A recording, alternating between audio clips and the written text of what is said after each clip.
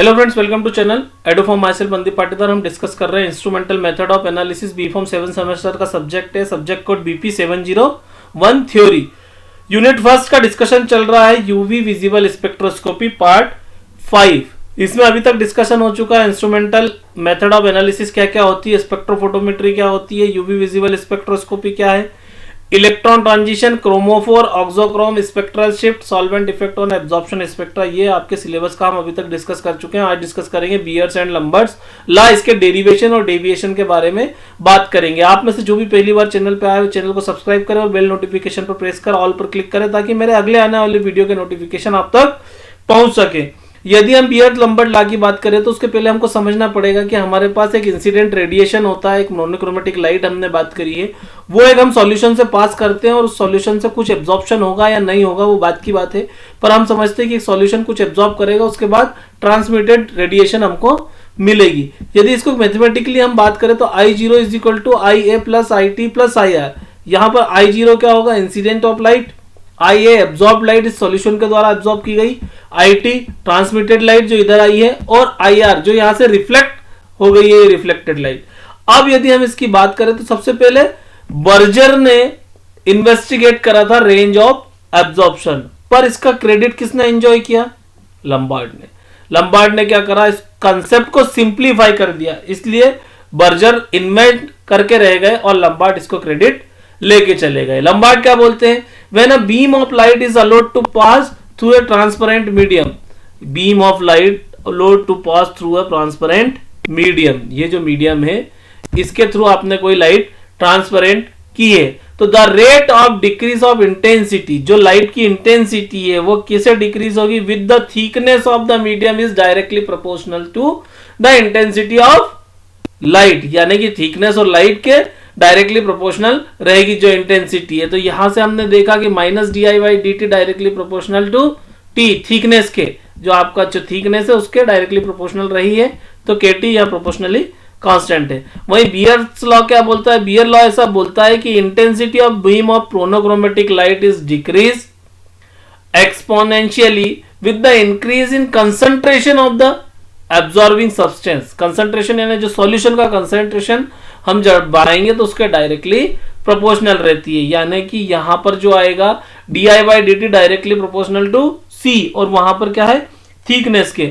अब जब दोनों को हम एक साथ मिला देते हैं तो यहां से इसका डेरिवेशन स्टार्ट होता है। क्या होता है कि when a monochromatic light is pass through a solution containing the absorbing substance, समझने की कोशिश करना, ऐसा मोनोक्रोमेटिक लाइट आप ऐसे सॉल्यूशन से पास कर रहे हैं जो एब्जॉर्बिंग सब्सटेंस उसके पास है, the decrease in the intensity of light, light की जो इंटेंसिटी डिक्रीज रहेगी वो किसके रहेगी, विद द पाथ लेंथ के, is proportional to the concentration of the solution and thickness of the intensity of the light. यानी कि जो पाथ की थिकनेस के साथ हम यहां पे बात कर रहे हैं तो वो क्या है, कंसंट्रेशन और इंटेंसिटी जो रहेगी वो लाइट की वो डायरेक्टली प्रोपोर्शनल रहेगी। ये I0 हमने यहां से पास किया, ये एक L लेंथ है और ये आई काई के प्रोपोर्शनली है, DI जो रेट कम हो रही, minus DI directly proportional to intensity of light, intensity of light हो गया।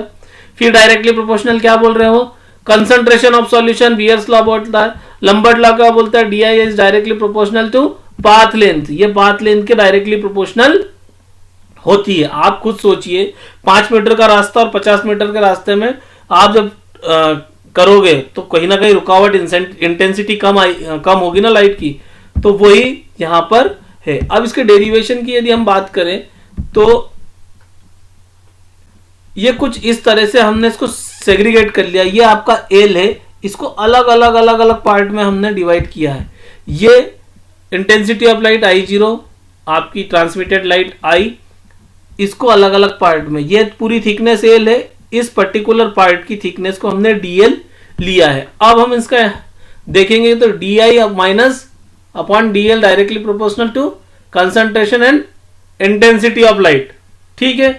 अब यदि हम DI/K हमारा क्या आ गया, यहां पर प्रोपोर्शनलिटी कांस्टेंट, अब DI/I या यहां का I इधर ले गए और K DL, ये इक्वेशन हमने फर्स्ट यहां पर हमारी बना ली। मैथमेटिक्स है, थोड़ा सा हम लोगों को समझने की कोशिश करना पड़ेगी कि minus D I by D L directly proportional to किसके, कंसंट्रेशन और इंटेंसिटी ऑफ लाइट के प्रोपोर्शनलिटी कांस्टेंट लगाया।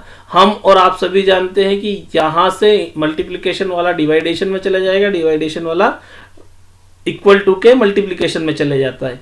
तो हमने कुछ नहीं किया, minus D I by I is equal to K C D L, ये डी एल इधर चले गया, इसको इक्वेशन फर्स्ट करा।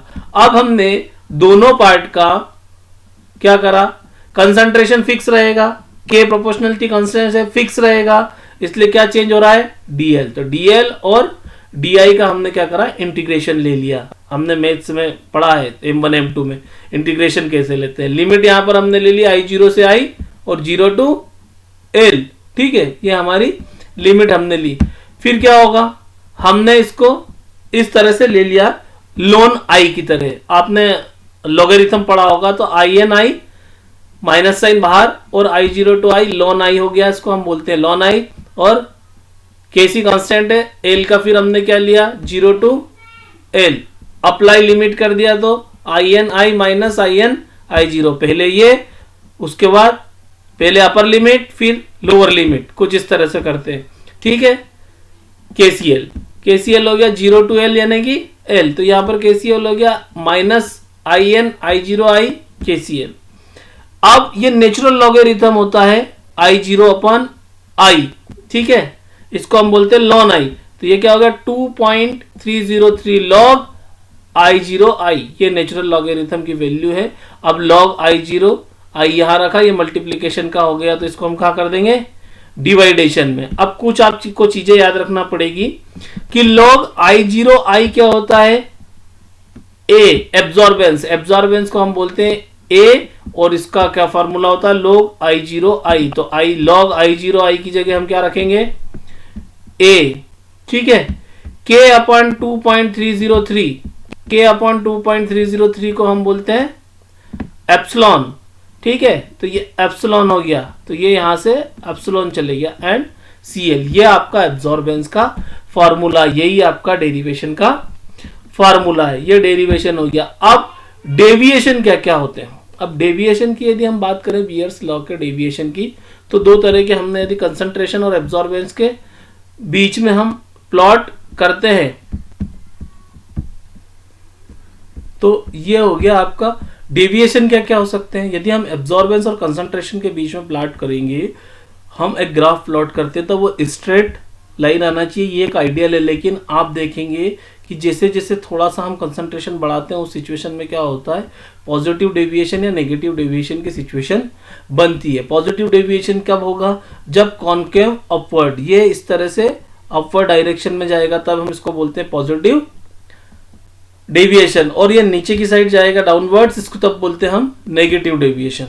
ये होता है जब foreign substance present in solution. अब कोई सॉल्यूशन में ऐसा सब्सटेंस फॉरेन पार्टिकल प्रेजेंट है, उस सिचुएशन में क्या होता है कि आपका कलर्ड सॉल्यूशन है, कलर्ड सॉल्यूशन में कुछ ऐसा सब्सटेंस है जो एब्जॉर्बेंस को डिस्टर्ब कर रहा है, तो उस सिचुएशन में क्या होगा, पीक चेंज हो जाएगी, पीक चेंज हो जाएगी, तो यहां से डेविएशन आ जाएगा बियर्स लॉ का। दूसरा, यदि आपके पास कोई सॉल्यूशन है, वो या तो आयोनाइज हो रहा है, या डिसोसिएट हो रहा है, या एसोसिएट हो रहा है, ठीक है। हम देखते हैं ना कि कोई अनस्टेबल सॉल्यूशन रहता है, उसको थोड़ी देर रखने के बाद क्या होता है, उसमें डिसोसिएशन स्टार्ट हो जाता है। जैसे कि हम बात करते हैं कि बंजाइल अल्कोहल को क्लोरोफॉर्म में यदि हम करेंगे तो क्या होगा, सॉल्यूशन बना के रखेंगे तो ये डिसोसिएट होता है। डिसोसिएट होने से क्या होता है, इसकी क्वांटिटी बढ़ जाती है, क्वांटिटी बढ़ने से इसके जो लेमड़ा मैक्स है वो चेंज हो जाती है। Presence of impurity that absorb the absorption wavelength, कुछ ऐसी इंप्योरिटीज उसमें प्रेजेंट है जो वेवलेंथ, जो एब्जॉर्बेशन वेवलेंथ है उसको एब्जॉर्ब कर लेती है। और मोनोक्रोमेटिक लाइट यदि आपने यूज नहीं करी, कुछ एस्क्रेटेड लाइट यूज करी, तो उस सिचुएशन में भी बियर्स लॉ का डेविएशन आ जाता है। वहीं यदि हम इंस्ट्रूमेंटल मेथड का डेविएशन की बात करें, तो इस सिचुएशन में क्या होता है, इंस्ट्रूमेंटल मेथड में भी यही आता है कि सबसे पहली बात तो मोनोक्रोमेटिक लाइट ला पाना थोड़ा सा मुश्किल है, एक जैसी लाइट ला पाना मुश्किल है, वो एक डेविएशन का कारण हो सकता है। और कभी कभी क्या होता है, एब्जॉर्प्शन पीक कुछ इस तरह से आती है। ये ए जो है हमारी लेमड़ा मैक्स होना चाहिए, ये हमारी लेमड़ा मैक्स है, लेकिन इसी के पास लेमडा 1 और लेमडा 2 भी बिल्कुल पास पास है, तो यहाँ पर कभी कभी पीक लेने में हमसे गलती हो जाती है। वहीं पर हम क्या होते हैं, राइजिंग जो हमारा पॉइंट है बी और वहीं पे फॉलिंग पॉइंट सी, ये दोनों एक जैसे हैं। अब लेकिन यहाँ पर हम देखेंगे कंसंट्रेशन भी चेंज है और इनकी लेमडा मैक्स भी चेंज हो जाएगी, तो ये एक डेविएशन का कारण हो सकता है। इस तरह से रेफरेंस की यदि हम बात करें तो गुरुदीप आर, चटवाल और गूगल से मैंने लिया है। आपको यदि वीडियो पसंद आए तो लाइक शेयर सब्सक्राइब करें। Thank you.